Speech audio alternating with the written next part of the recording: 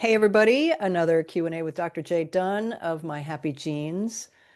You sometimes meet people that are, let's just say, challenging, and you wonder why they're like that. You meet people that are just like a ray of sunshine all the time, no matter what's happening. You might wonder, how is that possible? How do they do that? Your genes may just have something to say.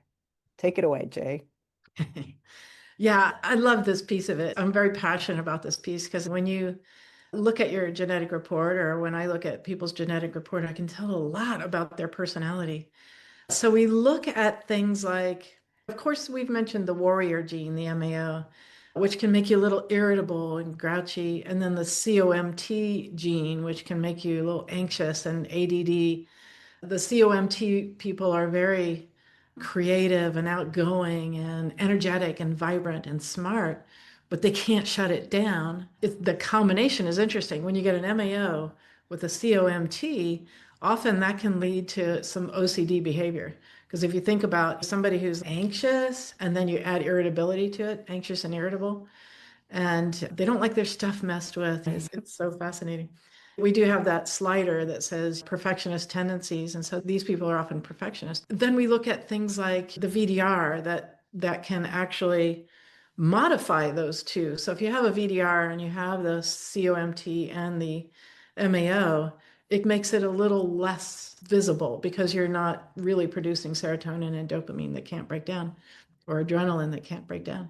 So when I see that combo, I go, oh, wow, okay. So you're probably wired and tired a lot. And they're like, oh, yeah, just feel like my adrenals are low. And I'm like, I'll bet your blood pressure is low too. Yeah, I just feel like I'm dragging it around. So they can tend toward depression because their brain can't make the neurotransmitters correctly.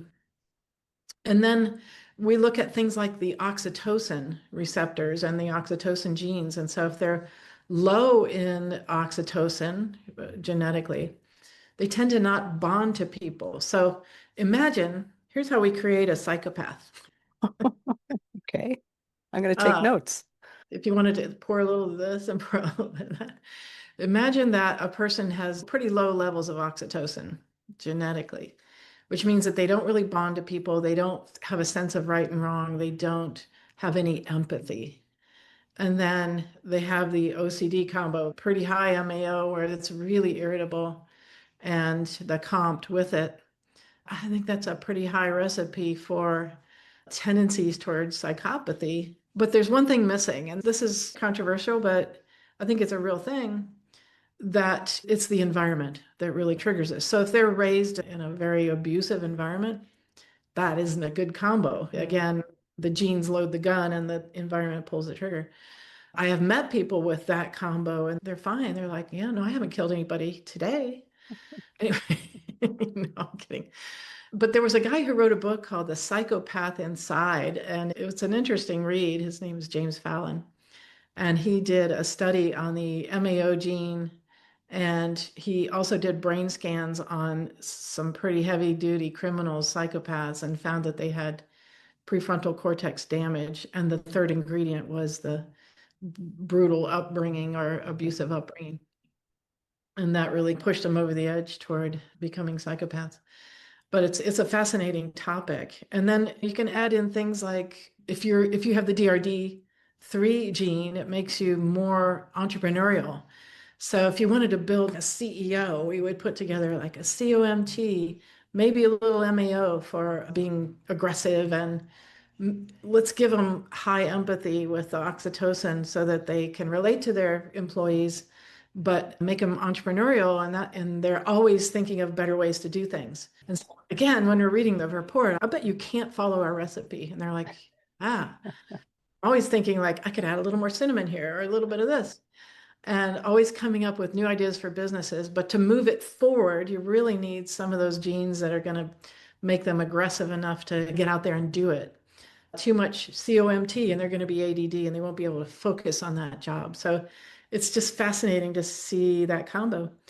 I had a guy who was a para-rescue. He was the Green Beret, highly trained and skilled at rescuing people who had been captured and held captive. And he would fly in, parachute in, and rescue people. Very high oxytocin, low MAO, and low in the DRD3. So what that means is he didn't have a need to go in and be aggressive and shoot anybody. He was just trying to rescue people. He cared very much. He was very empathetic about his people that he was rescuing, but he would follow the rules to the T. Mm. This is makes a good soldier, right? Mhm. They aren't thinking outside the box. They aren't trying to think of a new way to do things. They're following their orders exactly. And so we need all those types. I look at my brother he's always been very conservative and stayed in the same place for a very long time and married to the same woman for many years, lived in the same town and worked at the same job. And I can't do that. I have, I have the novelty seeking gene that makes me go, all right, now what's next? Let's go. And it's just fun to see those on the report as well and mixing it in. So when you see this different combos, you can really tell a lot about what's going on underneath with a person and they're shocked. It's, oh my gosh, how did you do that? Oh, it's in your Presto genes. changeo. Yeah. And you see the patterns after a while. And it's just, I think it's a fascinating science. It is, and it's to me was fascinating when you told me the couple of things like novelty seeking, entrepreneurial. Luckily, I learned how to follow a recipe because I did do food chef thing for 27 years. But when I was in charge of kitchens where you go to a gourmet store and they have all that prepared food, and we would sell pounds and pounds of it every day. And when I got there, the guys that were making the food had the recipes in their head and they just made it. And it was the same almost every time, but we needed it to be the same every time because that one customer who gets it when it's not the same, who's a regular customer. And it really, like, it deranged me to have to write down recipes and follow them around and go, okay, 3 pounds of carrots, not whatever you decide. But I realized the value in it. But had I known that a long time ago, I would have been aware to really look for that in myself. Where was I holding back the whole production of something because I had a thing with recipes? So it was fascinating. Yeah. And it's not to say you can't change that and make Right. yourself be more rule following. Yeah. But But that's you're, again the awareness. Once you know that you have these things, because I hadn't noticed that it was a thing, I just wasn't used to using recipes. Anyway, it's fun. yeah. I saw a little boy recently, just a little guy, and it's just too young to have a real developed personality. But I'm like, this kid's going to be a CEO. He's gonna own the world. You know, look at this. He's got like the MAO gene and the COMT, and he's a perfectionist, but he's got novelty seeking. He's got entrepreneurial gene.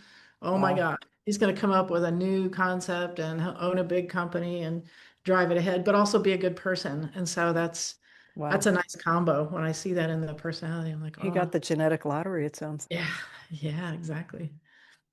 I hope that's helped people understand how genes influence your personality. Once again, they don't make you who you are. They do, but there's always room for improvement and or just going with who you like. You find out that you have all this stuff, great, celebrate it. Go for your novelties, go for your tamped down aggressiveness when it works. It's a really cool part of our genetic makeup.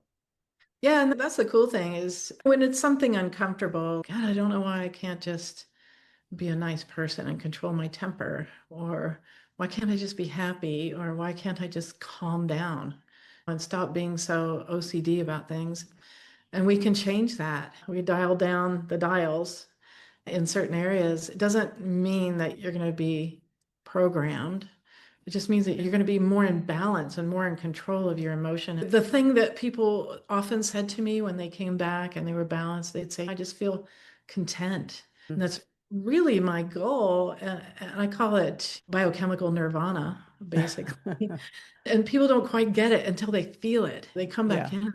Wow, I don't think I've ever been calm, or I Mm. don't think I've ever been happy. And that's what happened to me. And or I just one guy that I'd been treating who had a definite strong MAO grouchy gene, he just was like, oh my God, I just dreaded to see him come in. But he turned into a real nice guy, but he thought it was because everybody around him was suddenly starting to be nicer.